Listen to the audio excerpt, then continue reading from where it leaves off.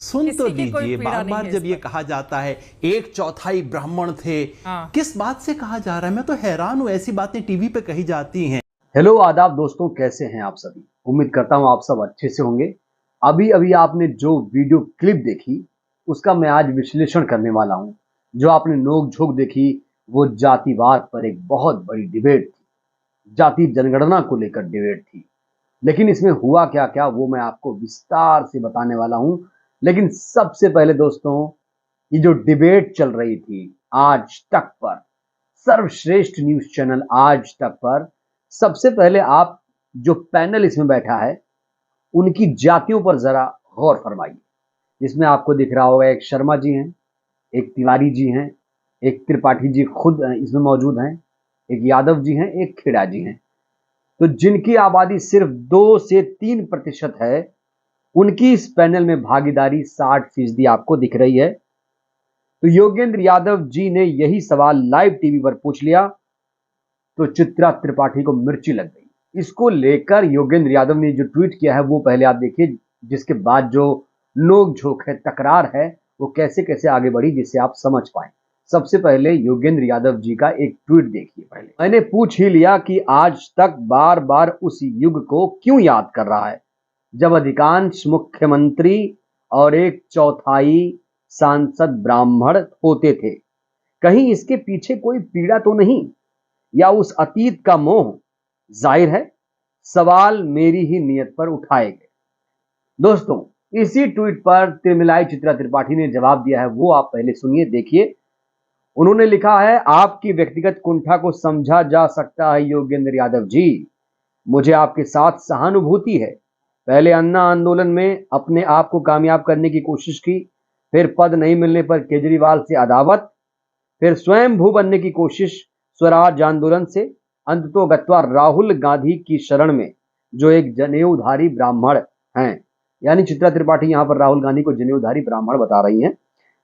मैं ये नहीं कहूंगी कि आप अति पाखंडी हैं, मगर अपनी महत्वाकांक्षा के लिए मीठी जुबान से समाज को विभाजित करना देश के साथ गद्दारी होती है।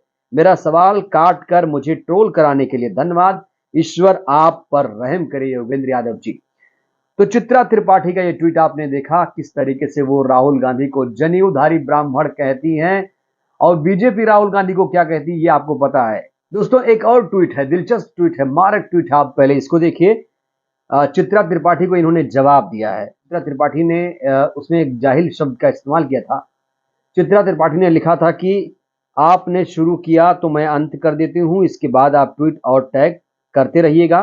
कई बार इस तरह के शब्दों का इस्तेमाल किया जाता है कि फला पढ़ा लिखा जाहिल है। वैसे ये मैं आपको नहीं बोलती हूं, मुझे ये तब तक नहीं लगता जब तक आप एक्सपोज नहीं हो गए आपका इतिहास। आलोक चिक्कू ने क्या लिखा है, योगेंद्र यादव को जाहिल बोलने वाली चित्रा त्रिपाठी बस इसलिए गाली दे रही है कि योगेंद्र यादव हैं। क्या पिछड़ी जातियों में जन्म लेना गुनाह है? यह गाली उन्होंने संपूर्ण पिछड़ी जातियों को दी है। मिर्जापुर वाले चित्रा त्रिपाठी की बहू, सुन लो, कान खोलकर सुन लो, थोड़ा होश में रहकर बोला करो। दोस्तों, सबसे दिलचस्प ट्वीट किया है राजश्री यादव ने। योगेंद्र यादव ने एक जाति के मुद्दे पर जब से चित्रा त्रिपाठी को आईना दिखाया है तब से वो बौखलाई सी घूम रही है। जल्द ही योगेंद्र यादव की शिकायत परी अपने पापा से करेगी। मधुर वाणी के साथ कड़वे सवाल का जवाब देने के लिए आपको साधुवाद योगेंद्र यादव जी। तो ये मारक ट्वीट आपने देखा, जिस तरीके से लड़ाई आगे बढ़ रही है वो आप देख रहे हैं, किस तरीके से जो लड़ाई है आगे बढ़ रही है। एक और ट्वीट आया है, एक और ट्वीट आप देखिए पहले, बहुत ही मारक ट्वीट कहेंगे इसको। ये ट्वीट जरा ध्यान से आप सुनिएगा, ये ध्यान से सुनने वाली ट्वीट है। सही कहा मोहतरमा, ये तो गलती करने पर अपने लोगों के ही खिलाफ खड़े होते रहे। योगेंद्र यादव, आप सच में अच्छे इंसान नहीं हो।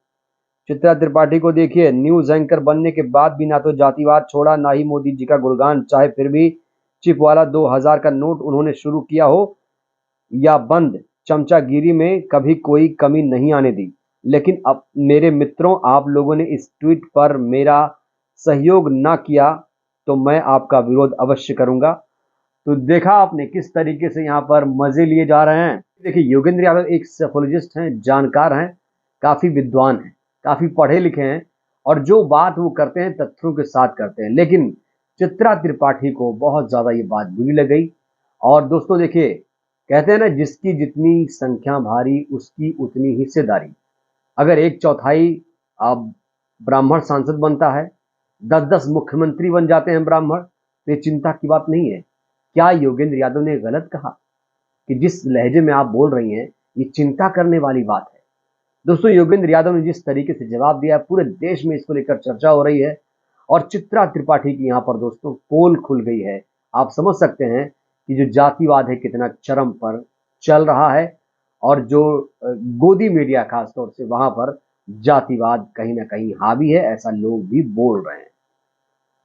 तो योगेंद्र यादव की जो बात है, योगेंद्र यादव ने जिस तरीके से चित्रा त्रिपाठी को आईना दिखाया है, उस पर आपकी क्या राय है? हमें भी आपकी राय का इंतजार रहेगा। शुक्रिया।